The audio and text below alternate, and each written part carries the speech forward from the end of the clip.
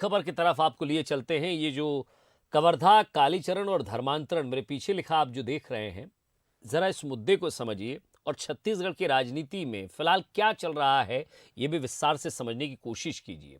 कवर्धा, कालीचरण और धर्मांतरण, इस मुद्दे पर बीजेपी अब आक्रामक हो गई है। कवर्धा मामले को लेकर बीजेपी राजभवन पहुंची। बीजेपी सांसदों के प्रतिनिधिमंडल ने राज्यपाल से मुलाकात की। बीजेपी नेताओं को कोर्ट जाना चाहिए। अब इस पर एक व्यंग्य किया है सीएम भूपेश बघेल ने। यह काउंटर अटैक है। तो कालीचरण महाराज के पक्ष में भी एक तस्वीर ये देखिए कि धर्म संसद आयोजक का धरना है।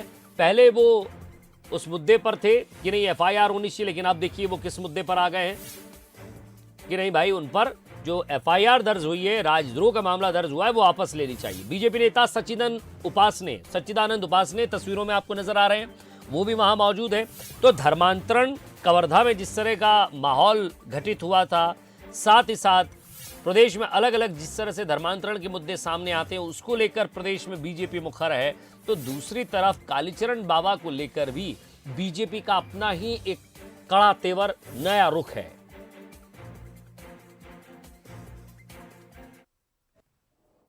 माननीय राज्यपाल महोदय से हमने लंबी चर्चा हुई और हमने विस्तार से इस बात को बताया और वो आश्वस्त की हैं। वो कहा भी है कि आप आगे भी जैसे विशेषाधिकार की बात है तो आप स्पीकर महोदय से भी आप जाके मिलिए।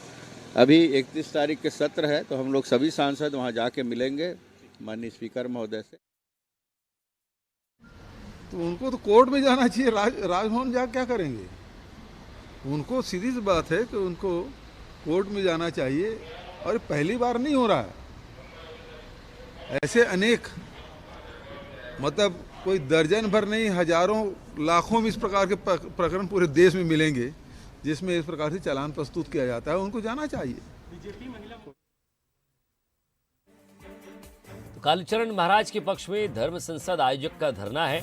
बीजेपी ने भी सपोर्ट किया है। बीजेपी नेता सच्चिदानंद उपासने वहां मौजूद हैं। दूसरी तरफ ये देखिए आप, सांसद रायपुर शहर सुनील सोनी और साथ ही साथ विजय बघेल, हमारे स्टेट एडिटर ने उनसे बातचीत की थी, वो भी जाकर मिले हैं। लेकिन इस पर अब एक नया बयान सामने आता है और काउंटर अटैक करते हैं सीएम भूपेश बघेल। तो स्टेट एडिटर हमारे साथ जुड़ रहे हैं आदित्य नामदेव। आदित्य, चाहे मामला कवर्धा का हो, कालीचरण का हो या धर्मांतरण का, बीजेपी के पास अब एक नया हथियार है, नई लड़ाई का, और इस लड़ाई को लेकर आगे बढ़ने की कोशिश की जा रही है। चाहे वो पिछले 6 महीने के अंदर बीजेपी का अगर हम रुख देखें तो इन्हीं तरह के छोटे छोटे मुद्दों पर वो मुखर होती नजर आई है।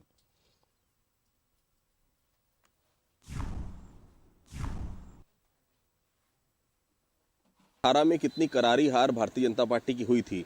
2023 के चुनाव में अगर वापसी करना है तो हिंदुत्व से बड़ा कोई कार्ड भारतीय जनता पार्टी के पास हो नहीं सकता।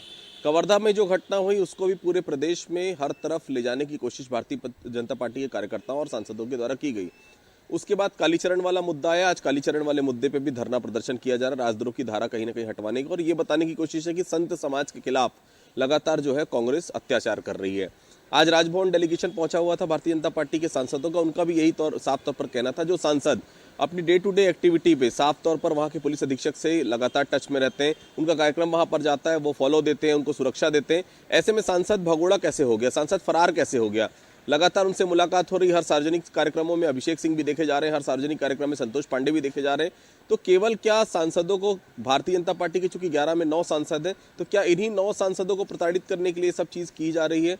उनके घर में जाया जाता है, उनकी संपत्ति के बारे में जानकारियां मांगी जाती है। कहीं ना कहीं ये बताने की कोशिश है कि ये जो दोनों हैं, अभिषेक सिंह और संतोष पांडे, ये दोनों गिरफ्त से बाहर है और उन्हें फरार घोषित पुलिस ने वहां पर कर दिया है। तो जब वो वहां पर मौजूद है लगातार कार्यक्रमों में, तो फिर आप फरार कैसे कह सकते हैं? इन सब विषयों को लेकर राजभवन में आज राज्यपाल से शिकायत की गई और लोकसभा में भी इस पूरे मामले को पुरजोर तरीके से उठाने की कोशिश है। कुल मिलाकर हिंदुत्व का एक बड़ा एजेंडा है, क्योंकि कवर्धा मामला पूरी तरह से कहीं ना कहीं हिंदुत्व वाला मामला हुआ था। हिंदू मुस्लिम के बीच में जो वहाँ तमाम तरीके की चीजें सामने आई थी, उसको लेकर भारतीय जनता पार्टी शुरू से काफी मुखर थी। यही मुद्दा लगातार आगे भी आ रहा है। कालीचरण का एक और मुद्दा मिल गया था। कुल मिलाकर 2023 के चुनाव में हिंदुत्व के सहारे फिर से अपनी राह तलाशने की कोशिश भारतीय जनता पार्टी छत्तीसगढ़ में कर रही है। जी, नजर बनाए रखिएगा आदित्य, लगातार इन्हीं तरह के मुद्दों पर आपसे अपडेट लेते रहेंगे। बहुत बहुत शुक्रिया इस तमाम बातचीत के लिए।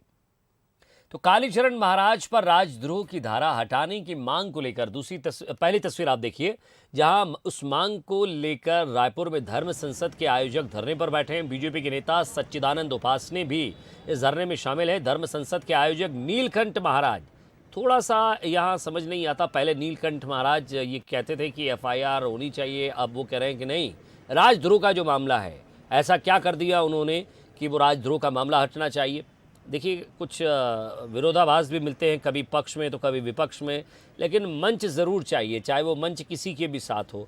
लेकिन राजनीति का मुद्दा क्या है? क्या बाबा कालीचरण इस राजनीति का मुद्दा है, या बीजेपी इस मंच पर जो है वो अपना सपोर्ट देने आई है, या फिर नीलकंठ महाराज कुछ और चाहते हैं? ये थोड़ा तस्वीर साफ होने में समय ज़रूर लगेगा।